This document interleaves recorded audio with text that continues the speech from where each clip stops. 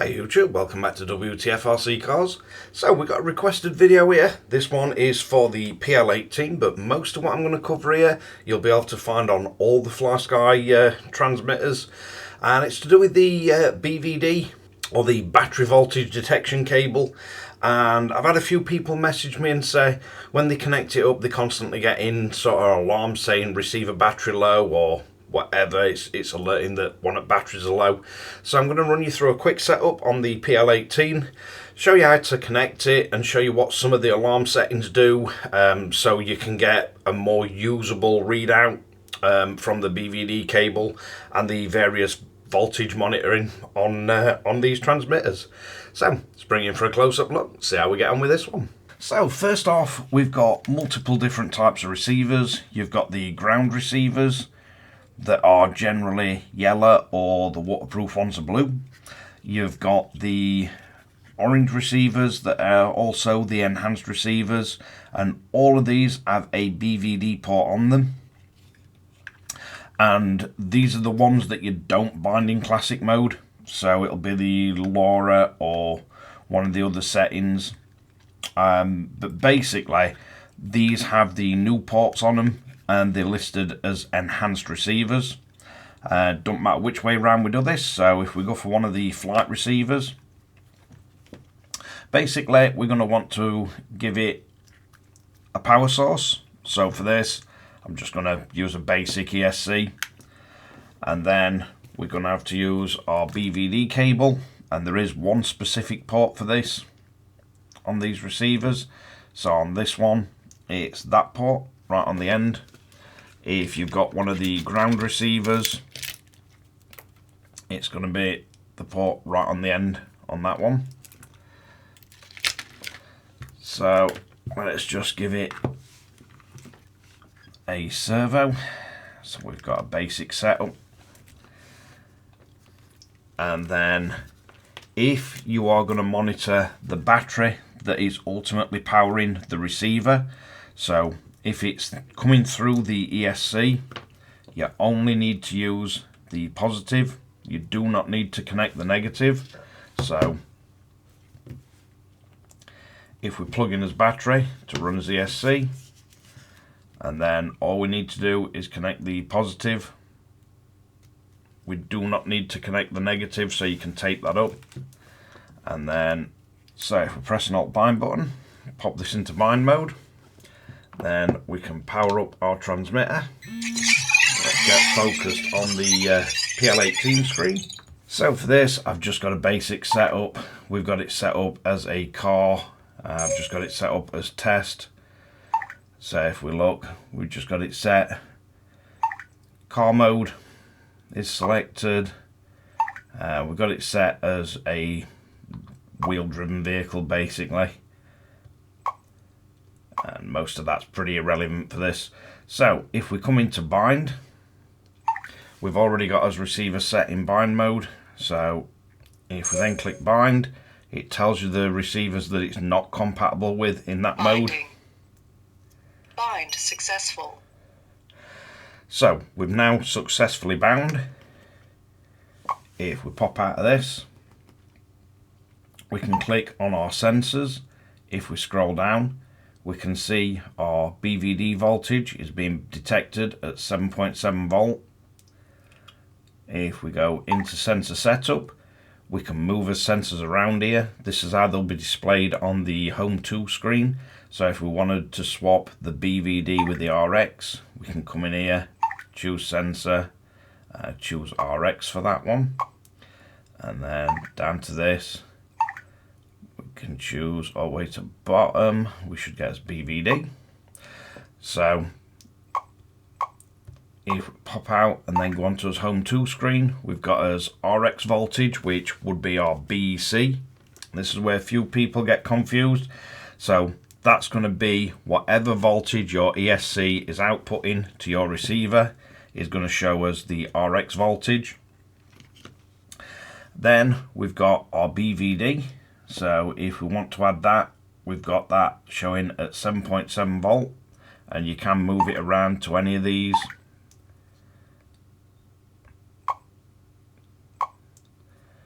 So as you see, you can have them wherever you want, you can switch them around. The only ones you can't have them on is the timer slots. But this is handy for monitoring your actual main LiPo. As you see, we've got 5.8 volt on the BEC. That shouldn't really alter. If we put it under some load, you might see it drop a bit, yeah. But our main battery, that will drop as higher load comes on the actual motor, what's being driven. Now, where I'm seeing people getting issues, so if we go into as transmitter voltage, this is the main battery inside here. We've got 2 alarms. You can configure each one by turning it on and off. You've got an upper limit and a lower limit, and then you've got the minimum. We can clear the minimum, and you can also set a button to clear the minimum. Now on here, the upper one is the highest voltage, so we're not going to see more than 4.2 volts, so set it to 4.3 if you want it on at all. You enable and disable the alarms from the end here. I've got a 3.3 volt low voltage alarm set, and if we go into the alarm settings, you can have different sounds or you can mute it. And then you can also have different vibrations or no vibration. So you can set each one of your voltage alarms to be different so you know which one's actually alerting. So you can have an alarm for your transmitter battery. We can come out of that. We can then go into as RX. So if you wanted to monitor your BEC, for example, if you're not using an ESC, if you're using a nitro vehicle and you've got a separate battery pack on your receiver, you could want to monitor that as well. And again, we've got a high voltage that would be just outside what as voltage is when it's fully charged, as low voltage is the lowest we actually want it to go. So maybe you want it no lower than 3.3 volt per cell. Just depends if it's a single 1S or if you're powering it off a 2S, then we'd up this to say 6.6 volt and then turn the alarm on. As you see, if the voltage is below what we've got it set to, it's going to trigger the alarm that we've got set in here. And again, you can set a separate alarm tone or vibration pattern, and you can turn both on or off. And again, you can monitor the minimum voltage. So because we've got this running off a BEC, if you set it to 6.6 volt, it's going to trigger all the time. And say we're just monitoring this and we're just worried that maybe we've got too many servos running, it's dragging voltage down, you can set a voltage that it shouldn't drop to under normal use. So as you see, we've got as minimum, we can use our servo. We can see it only drops to 5.7 volt. So as long as we've got this alarm set below that, it shouldn't trigger it. And you can see it's recovered to 5.8. So for this one, if we set as alarm at 5.8 volt, then we start using it and drag the voltage below. See, as soon as it gets lower than 5.8 volt, it triggers the alarm, and we can see as minimum is 5.7. If we clear that, we go back to 5.8. So you can see how this works, how you trigger it. As soon as the voltage goes below this, this is the minimum you want it to be. So really handy. If you're running off a 2S LiPo, you'd alter the voltage relative to that. If you're running off a BEC and you don't want it to alarm, you just want to monitor it, turn the alarm off. Again, we can go to our BVD, and on this one, if we're measuring say a 2S LiPo like this, as high voltage, maybe you want it 8.5 volt, which is just above where as voltage would be for a full 2S LiPo. So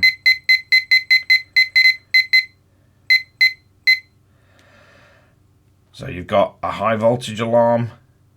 If you did set this on and you plugged a 3S battery in, it's going to alarm straight away. You're probably going to fry your electronics, but depending on how you've got this set up, the high voltage alarm might be useful for you.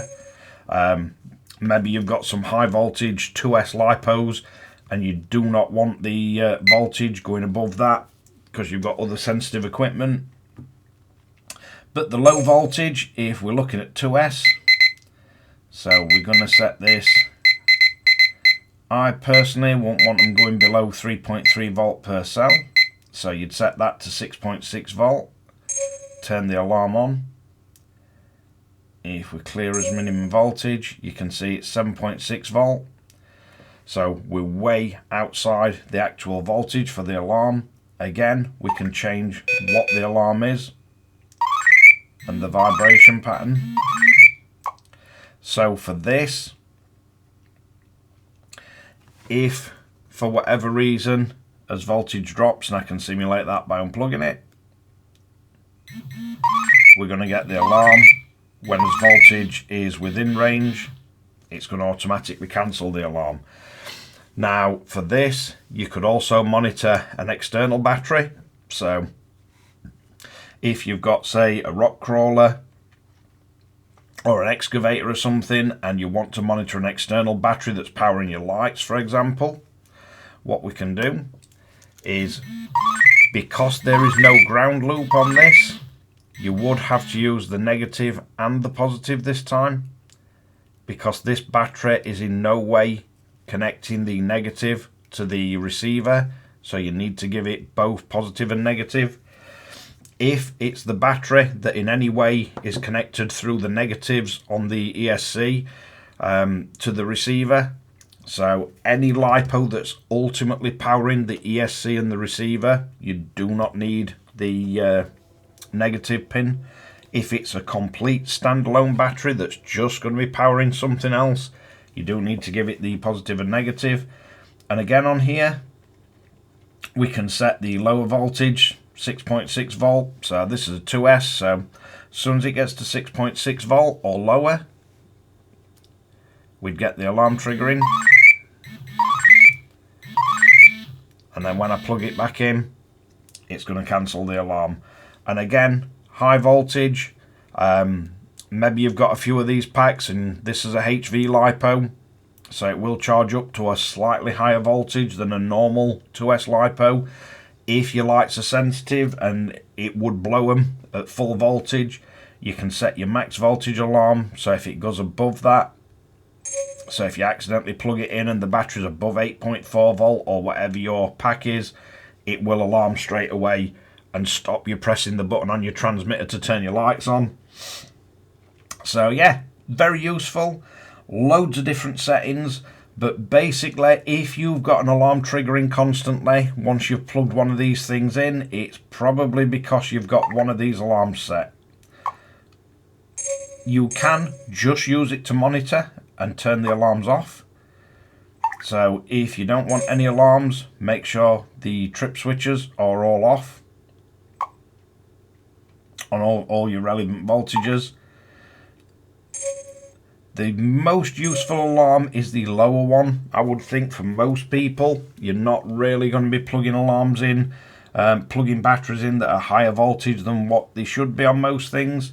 And this works exactly the same with any of the other ground or enhanced receivers. So if we bind to this one, it'd work exactly the same.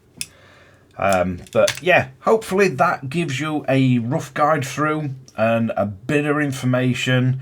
I know when you first plug all these in, there's nothing more annoying than the alarm constantly going off, and it's usually because you've got one of these set. Also in here, you can play around and you can turn the alarms on and off for signal strength and things like that. So there's plenty of other stuff you can do. But yeah, usually if you've got some kind of constant warning that the receiver battery is low, or it's usually because you've got one of these settings wrong. But yeah, is useful. You do get the TX and RX voltage on the main screen, and you can just click the Home 2 button and then you get all your sensors. You can move these around, you can cancel them off, do whatever you like with them. But yeah, hopefully that gives you an idea of what the BVD cable is for, how to use it, and if you're getting weird alarm settings going off constantly, it's probably to do with voltages not set up right, or the alarms for them. But let's wrap this one up. So there we have it, the PL18 BVD setup for the enhanced receivers, and I've covered a few more at voltage ones that will give you alarms triggering constantly if you've accidentally turned them on or not set them up right. The upper voltage is one to watch. If you've got that set incorrectly, that'll trigger it constantly, especially if you put a fully charged LiPo on or a fully charged battery. But yeah, it's always worth just run through those settings, have a look, and you'll find out which one is triggering. And then you can correct it or cancel it if it's not wanted. But yeah, the BVD cable, useful one to have. You can monitor your main battery. Voltage wise, I think it'll go up to like 100 volts, so it doesn't matter what S you're measuring, you'll be absolutely fine with it. The big takeaway from it, if it is in any way the battery that is powering your receiver, be it through the ESC or if it's connected directly to the receiver, only connect the positive. You do not need the negative. Take the negative up. If you accidentally plug the negative into a positive, you'll probably fry the receiver, you'll definitely fry the BVD cable, but it's likely to damage the receiver as well. If it's a battery that's external, then the positive and negative don't matter. It'll measure in negative if you put it wrong way around, but it won't feed power back through the receiver the wrong way. That's the main thing with that. So if it's an external battery that is in no way powering the receiver, be it through a BEC or anything, then you're safe using positive and negative. You will need the negative to get a voltage reading from it.